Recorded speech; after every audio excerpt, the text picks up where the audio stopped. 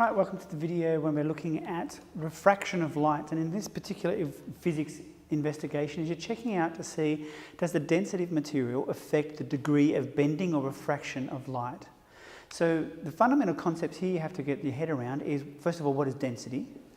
Okay, so you should have recorded that density is equal to mass divided by volume. That's the first thing you need to realise, is that when you work out the density of a substance, you have to be able to measure its mass divided by volume. And so you've been given a variety of solutions here.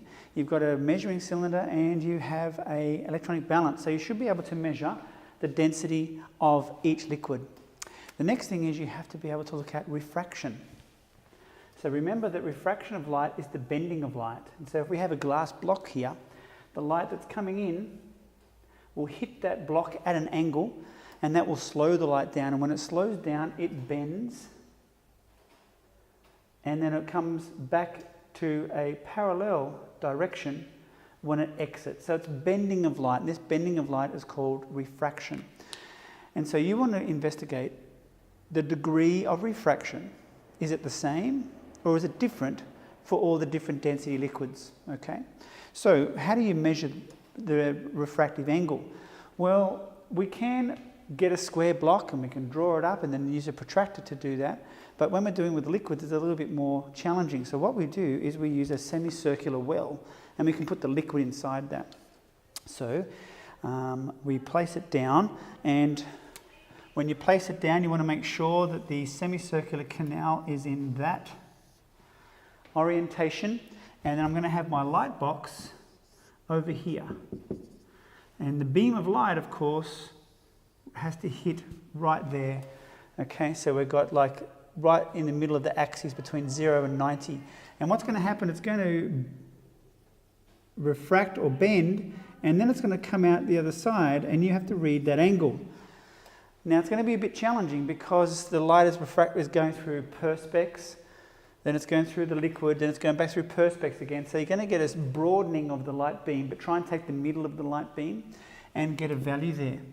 Now you're going to see the degree to which it bends when changing the liquids. So of course you've got to think about what things you need to keep the same and what things you're changing. Well, we're changing the liquids, so everything else should be the same. And so you're probably going to make sure that your incident angle is the same. You're not changing it, you're keeping that the same. And you're just measuring the angle of refraction. So let me turn off the lights and show you how that works.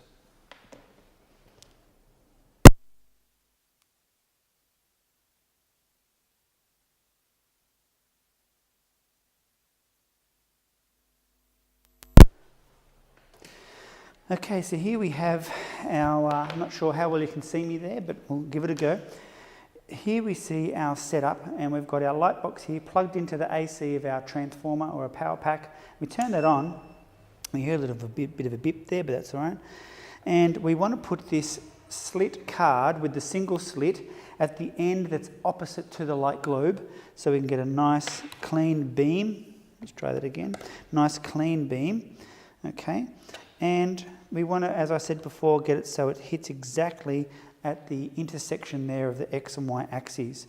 So at the moment I've got no liquid in there. No liquid in there. So it'll be interesting to see where that comes out. Then of course I want to keep the angle the same. So let's just, for argument's sake, make the angle 30 degrees from the X-axis. So going down from the X-axis. So I'm actually crossing it there at 13 degrees. And now I'm going to pour some water in there. Now of course, you are dealing with electricity and water. So you want to be very, very careful here. Do it slowly. Maybe even pour it away from the electricity, place it on the card, and then turn the light box on. Okay, we don't want anything spilt there. So I'm just going to pour the light in, pour the water in. And that's going to cause the light beam to refract. And so now what you have to do is measure the angle of refraction. And that was for water. You just repeat the process for all your other liquids. Of course, you would clean the semicircular canal with soap in between each one and make sure it's completely clean, because you don't want any residue from any of the liquids staying in the container. We want to make sure it's contamination free. Okay, we can move this around to different angles. Okay, and you can see which angle is going to give you the best light to read from. As you can see when I'm moving this around, sometimes, some angles, it'll be better to read the refractive angle than others. You choose which angle is going to be best for you. So let's turn the lights back on and make sure it all makes sense. That is how you do the experiment.